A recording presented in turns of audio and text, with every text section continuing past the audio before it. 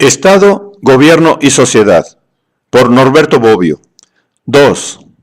1. La gran dicotomía. 2. Las dicotomías correspondientes. La relevancia conceptual y clasificatoria, además de axiológica de la dicotomía público-privado, se muestra en el hecho de que ella comprende, o en ella convergen, otras dicotomías tradicionales y recurrentes en las ciencias sociales, que la complementan o también pueden subrogarla. Sociedad de iguales y sociedad de desiguales. Al ser el derecho un ordenamiento de relaciones sociales, la gran dicotomía público-privado se duplica primeramente en la distinción de dos tipos de relaciones sociales, entre iguales y entre desiguales. El Estado y cualquiera otra sociedad organizada donde hay una esfera pública, no importa si es total o parcial, está caracterizado por relaciones de subordinación entre gobernantes y gobernados, esto es, entre detentadores del poder de mandar y destinatarios del deber de obedecer, que son relaciones entre desiguales. La sociedad natural, como fue descrita por los iusnaturalistas, o bien la sociedad de mercado en la idealización de los economistas clásicos, en cuanto son tomadas normalmente como modelos de una esfera privada contrapuesta a la esfera pública, están caracterizadas por relaciones entre iguales o de coordinación. La distinción entre sociedad de iguales o sociedad de desiguales no es menos clásica que la distinción entre esfera privada y esfera pública. Recuérdese a Vico. Omnis societas omnino duplex, inequalis et equalis. Entre las primeras están la familia, el Estado, la sociedad, entre Dios y los hombres. Entre las segundas tenemos la sociedad de hermanos, parientes, amigos, ciudadanos, huéspedes, enemigos. Los ejemplos anteriores permiten observar que las dos dicotomías público-privado y sociedad de iguales, sociedad de desiguales, no se sobreponen totalmente.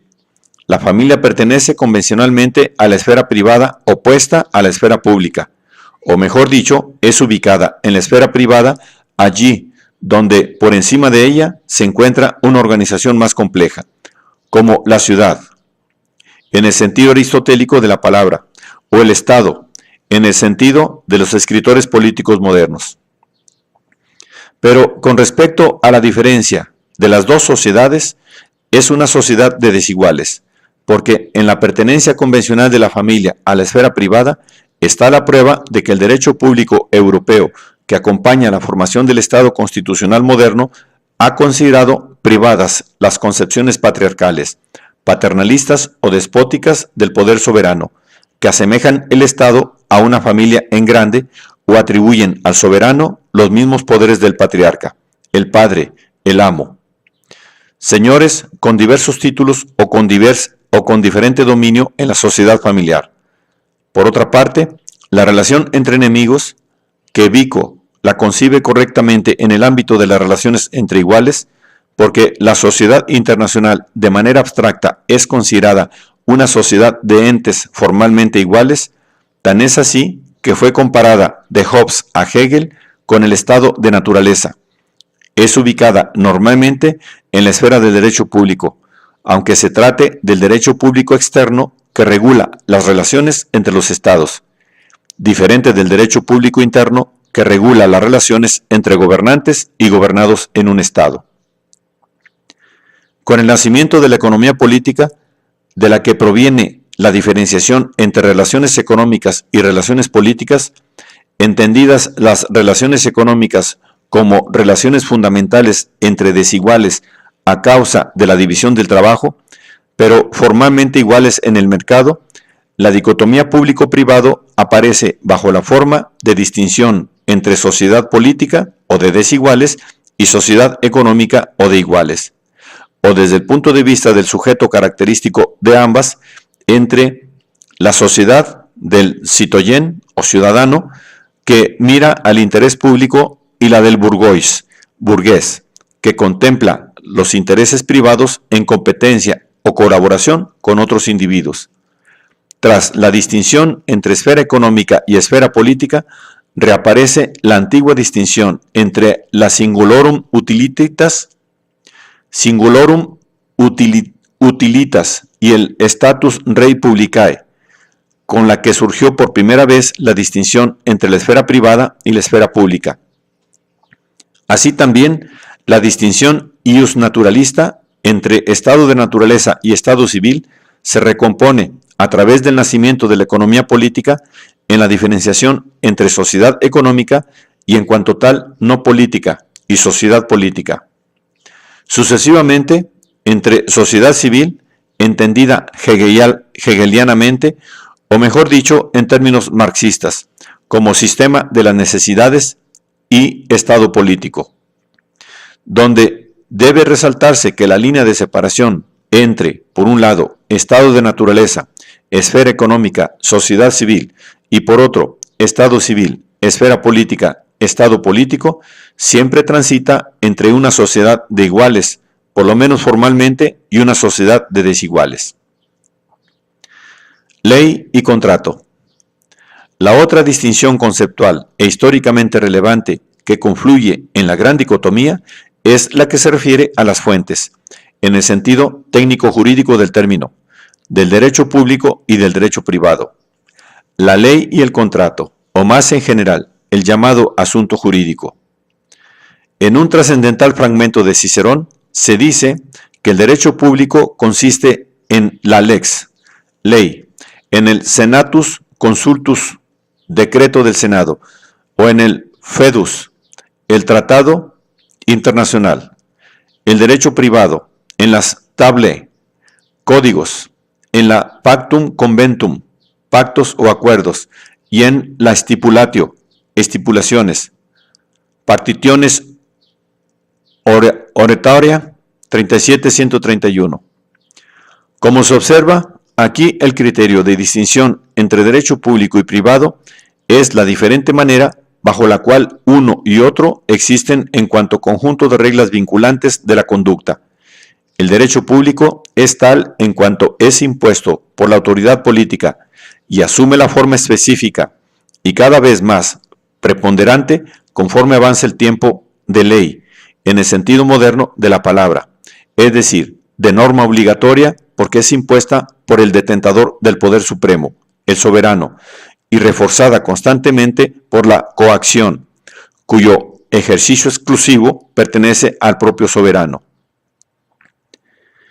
El derecho privado, o, mejor dicho, el derecho de los privados, es el conjunto de normas que los sujetos establecen para regular sus relaciones, entre las cuales las más importantes son las relaciones patrimoniales, mediante acuerdos bilaterales cuya fuerza vinculante reposa primordialmente por naturaleza, esto es, independientemente de la reglamentación pública, en el principio de la reciprocidad.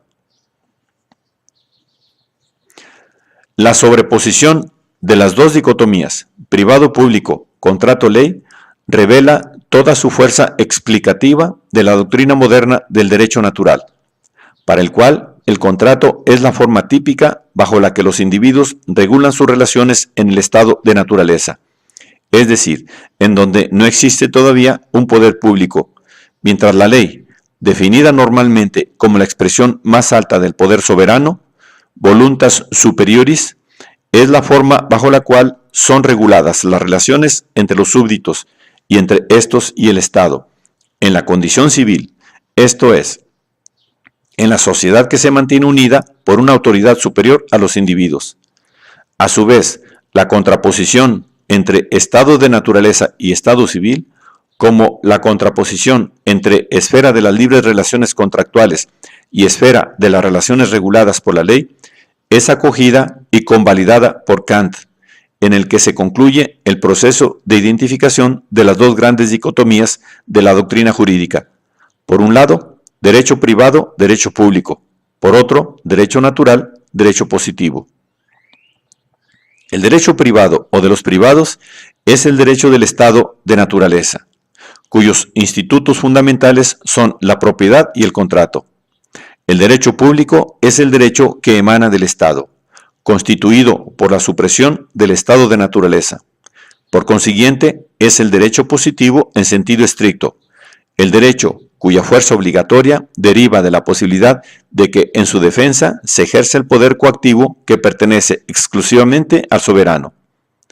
La mejor confirmación de que la contraposición entre derecho privado y derecho público pasa a través de la distinción entre contrato y ley se encuentra en la crítica que los escritores post-iusnaturalistas, en primer lugar Hegel, hacen al contractualismo iusnaturalista, o sea, a la doctrina que funda el Estado en el contrato social. Para Hegel, un instituto de derecho privado, como el contrato, no puede asumirse como fundamento legítimo del Estado, al menos por dos razones, estrechamente relacionadas con la naturaleza misma del vínculo contractual, que es diferente del vínculo que deriva de la ley.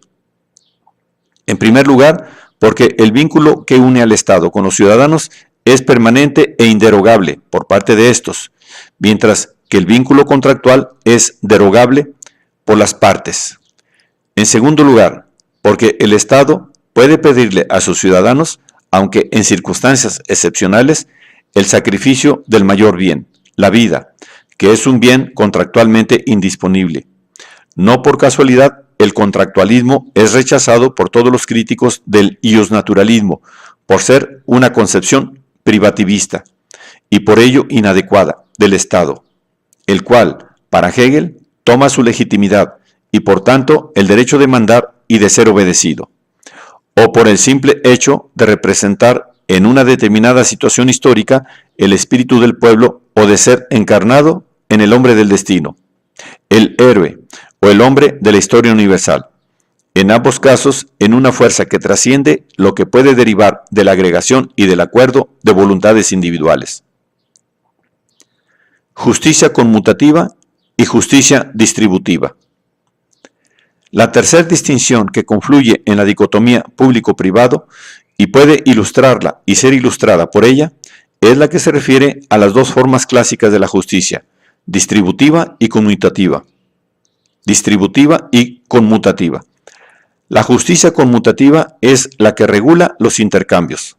Su objetivo fundamental es que las dos cosas que se intercambian sean de igual valor, con el fin de que el intercambio pueda ser considerado justo, por lo que en una compra-venta es justo el precio que corresponde al valor de la cosa comprada. En el contrato de trabajo es justa la paga que corresponde a la calidad o cantidad del trabajo realizado. En el derecho civil es justa la indemnización que corresponde a la magnitud del daño. En el derecho penal, el castigo justo es aquel en el que hay correspondencia entre el malum actionis y el malum passionis. La diferencia entre estos cuatro casos típicos es que en los dos primeros tiene lugar la compensación de un bien con otro bien. En los últimos dos, la correspondencia es de un mal con un mal. La justicia distributiva es en la que se inspira la autoridad pública para la distribución de honores y gravámenes. Su objetivo es que a cada uno le sea dado lo que le corresponde con base en criterios que pueden cambiar, de acuerdo con la diversidad de las situaciones objetivas o de los puntos de vista. Los criterios más comunes son a cada uno según su mérito, a cada uno según su necesidad, a cada uno según su trabajo. Dicho de otro modo, la justicia conmutativa ha sido definida como la que tiene lugar entre las partes. La distributiva es aquella que tiene lugar entre el todo y las partes. Esta nueva sobreposición entre esfera privada y justicia conmutativa por un lado y esfera pública y justicia distributiva por otro, se dio a través de la mediación de la diferencia, ya mencionada, entre sociedad de iguales y sociedad de desiguales. Un claro ejemplo de esta mediación lo ofrece el propio Vico, para quien la justicia conmutativa, a la que llama equatrix, regula la sociedad de iguales, mientras que la justicia distributiva, llamada rectrix, regula la sociedad de desiguales, como la familia y el Estado. Una vez más, conviene advertir que todas estas correspondencias deben ser tomadas con el cuidado deben ser tomadas con cuidado porque la coincidencia de una con otra jamás es perfecta. También aquí los casos límite son la familia y la sociedad internacional. La familia, en cuanto vive en el ámbito del Estado, es un instituto del derecho privado, pero al mismo tiempo es una sociedad de desiguales y regida por la justicia distributiva. La sociedad internacional, que es al contrario una sociedad de iguales, formalmente, y es regida por la justicia conmutativa, normalmente corresponde a la esfera pública, por lo menos tomando en cuenta la razón del sujeto. En cuanto los sujetos de la sociedad internacional, los estados, se constituyen como los entes públicos por excelencia.